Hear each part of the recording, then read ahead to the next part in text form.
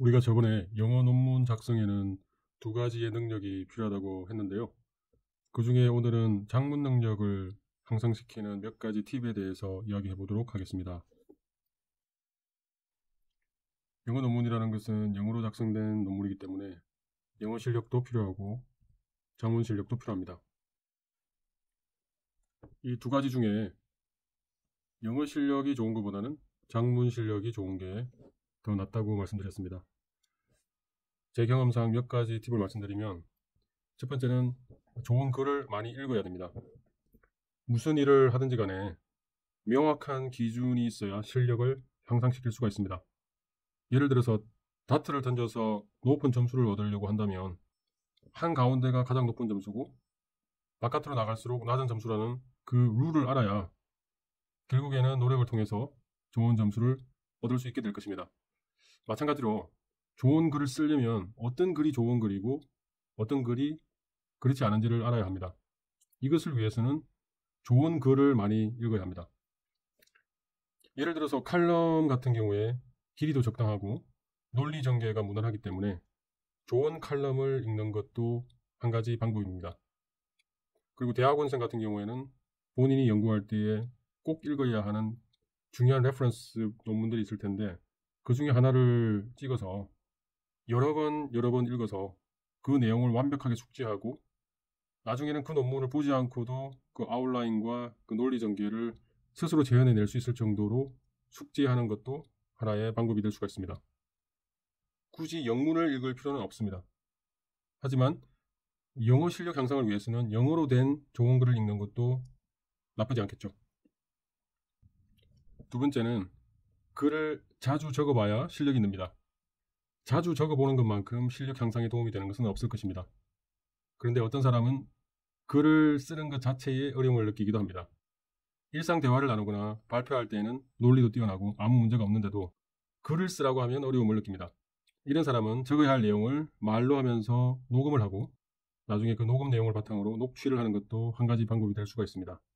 그리고 어떤 사람은 글을 적는 매체에 따라서 글을 적는 장벽을 다르게 느끼기도 합니다. 저도 이런 것을 경험한 적이 있는데요. 일반적으로 사용하는 문서 편집기인 마이크로소프트 워드를 사용해서 글을 처음부터 작성하려고 하면 막막해지고 귀찮은 경우가 많았습니다. 그런데 그냥 이메일 내용에 대한 답변으로 이메일상에서 내용을 적기 시작하니 아무 부담 없이 적을 수가 있었습니다. 아마도 이메일 편집기는 포맷이 간단하기 때문에 글의 내용에만 집중을 할 수 있어서 그런지도 모릅니다.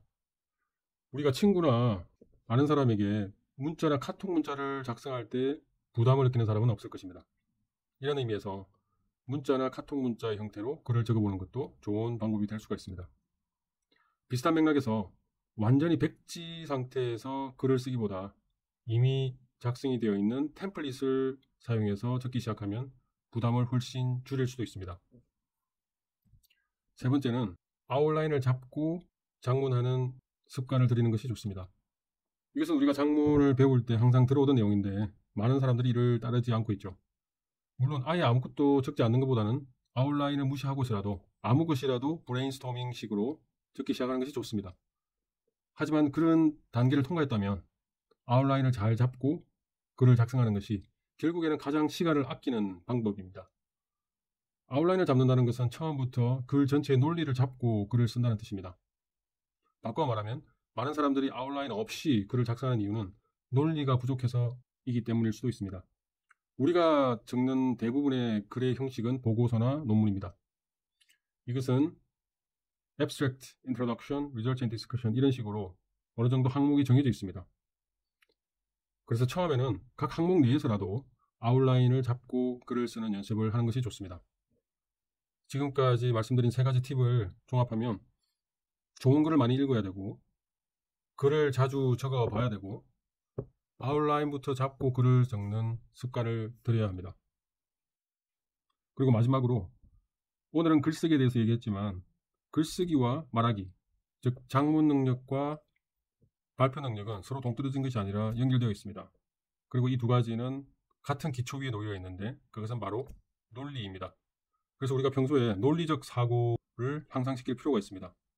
그것을 향상시키기 위해서는 우리가 같은 말을 하더라도 어떻게 해야 상대방을 더 잘 이해시킬 수 있고 더 잘 설득시킬 수 있을지를 깊게 생각하는 습관을 평소에도 들여야 하는 것입니다. 그렇게 꾸준히 노력한다면 글쓰기와 말하기 이 둘 다를 다 향상시킬 수 있을 것입니다.